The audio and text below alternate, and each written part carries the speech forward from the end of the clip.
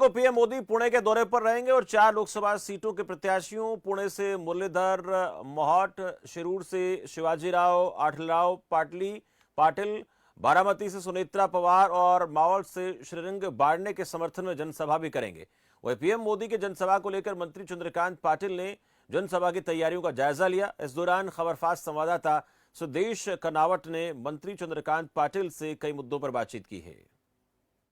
पुणे में 4 लोकसभा क्षेत्र आते हैं, वो है पुणे, बारामती, मावल और शिरूर। हमारे साथ भारतीय जनता पार्टी के बड़े नेता मंत्री चंद्रकांत दादा पाटिल है। हम दादा के साथ बात करेंगे। दादा क्या कहेंगे, कल की सभा की तैयारियां कैसी है?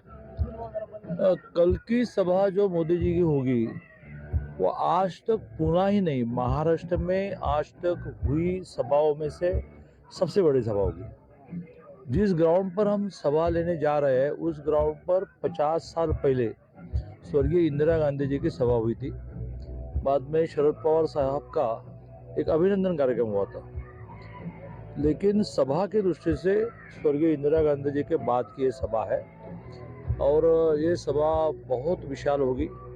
5 लाख लोग बैठ सकते इतना बड़ा ग्राउंड है और पूरे 3.5 पूरे और 1 आधी, क्योंकि आधे लोकसभा का 3 विधानसभा रायगढ़ में है, तो इसके लिए उसको मावल कहते हैं, लेकिन पुणे जिले में 3 विधानसभा और रायगढ़ जिले में 3, तो ऐसे 3 पूरी और 1 आधी, ऐसे 3.5 विधानसभा यानी 21 विधानसभाओं की मिलकर ये सभा है। तो 21 विधानसभा में 2 विधानसभा छोड़कर कांग्रेस के है एमएलए विधायक, 19 में बीजेपी हो या राष्ट्रवादी हो या शिवसेना हो या इंडिपेंडेंट है लेकिन हमारे साथ है, ऐसे 19 तो हमारे एमएलए हैं। तो ये हर एमएलए यदि 10,000 भी लाता है वो तो हर रोज घर से बाहर निकलता है तो दिन भर 10,000 लोगों को मिलकर ही घर जाता है, तो इसमें से 2 लाख बनती है, तो एक बड़ी विशाल सभा होगी। दादा, देश के प्रधानमंत्री के नाते मोदी जी कल पुणे में आ रहे हैं। उनकी दूसरी या तीसरी सभा पुणे में हो रही है। पिछले साल भी उनकी एक सभा हो चुकी थी। इस बार ये सभा अलग है क्योंकि इलेक्शन सर पे है। आप पुणे के लिए क्या मांगना चाहेंगे? और दूसरी एक बात जो है वो शिरूर लोकसभा की है। चाकन का ट्रैफिक का मुद्दा बहुत बड़े पैमाने पे आ रहा है, उसके बारे में क्या कहेंगे? ऐसे है कि नए सिरे से मांगने की आवश्यकता होगी तो मांगेंगे, लेकिन जो मांगा गत 10 साल पुणे के लिए वो सारा उन्होंने दिया। जैसे 24/7 जिसके लिए उन्होंने 900 करोड़ रुपए दिए, केंद्र से आए, जायका के आए, लेकिन उसको गारंटी तो देनी पड़ती केंद्र सरकार को।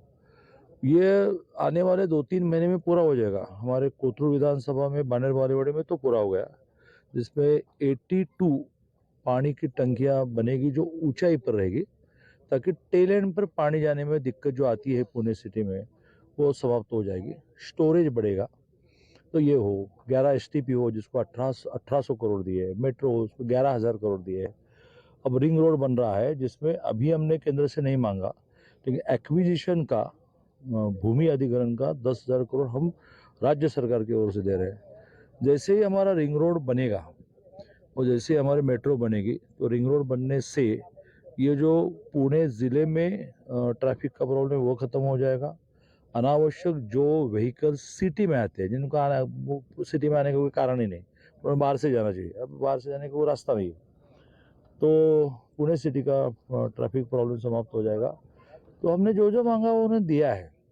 अब हमको मांगना है तो पुरंदर का एयरपोर्ट मांगना है, इसके लिए तो उन्होंने हाई कहा है, कहा किया जाए इसके लिए दुमत था। देवेंद्र जी से तो सारी परमिशन प्राप्त हुई और होते होते सरकार गई, तो 33 महीने वाले गवर्नमेंट ने अपने स्वार्थ के लिए जगह बदली, जिसको केंद्र ने माना नहीं। केंद्र ने विमानतल प्राधिकरण जो रहता है, अब सरकार आने के बाद फिर से उसी प्लेस जहां उन्होंने परमिशन दी वो उन्होंने माना और वो शुरू हो जाएगा। शायद उसमें थोड़ी मदद लगेगी केंद्र की, लेकिन राज्य का भी जीएसटी के कारण उत्पन्न इतना बड़ा। मैं रेवेन्यू मिनिस्टर था, तो मैं रेवेन्यू मिनिस्टर था तब 9,000 करोड़ स्टैम्प का, यानी जमीन के व्यवहार करते हैं मौसूली को बड़ा, मौसूली में तो स्टैंड भी आती है, तो ये जमीन वाले व्यवहार में 9,000 करोड़ था। तो मेरे जमाने में मैंने 27,000 करोड़ किया, इस साल वो 41,000 करोड़ हुआ। तो राज्य के पास पैसे की कमी नहीं, केंद्र भी देगी। दादा बात की जाए तो पुणे शहर बहुत ही अच्छा है विकास के लिए, पुणे में हर वो चीज मिलती है, लेकिन पुणे से नासिक रोड को जाने के लिए अगर नासिक फाटा से मंचर तक बात जाने के लिए करे तो ट्रैफिक का बहुत बड़ा मुद्दा है। लोग कहते हैं कि वहां के सांसद जो है उस बारे में इस बार काम नहीं कर पाए। आपके प्रत्याशी अटल राव के लिए आप क्या कहेंगे? उस ट्रैफिक के मुद्दे के लिए आप प्रधानमंत्री मोदी जी से क्या मांगेंगे? क्या वहां पे मेट्रो मांगेंगे? नहीं, मेट्रो तो मांगेंगे, लेकिन आप एक 4 साल 5 साल पहले की स्थिति को याद करो। प्रमुख रूप से जो हमारे पंढरपुर में जाने वाले वारकरी है, वो उनकी क्या स्थिति थी, वो कैसे रोड से जाते थे, एक्सीडेंट कितने होते थे, पूरा चित्र गत 10 साल में बदल कर आलंदी से पंढरपुर और देऊ से पंढरपुर जो रोड बना, आप जाइए।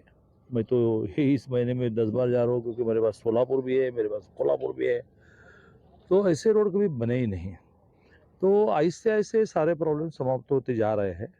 तो उनके जमाने में कुछ हुआ नहीं, ऐसा नहीं हो। ये किसके जमाने में हुआ?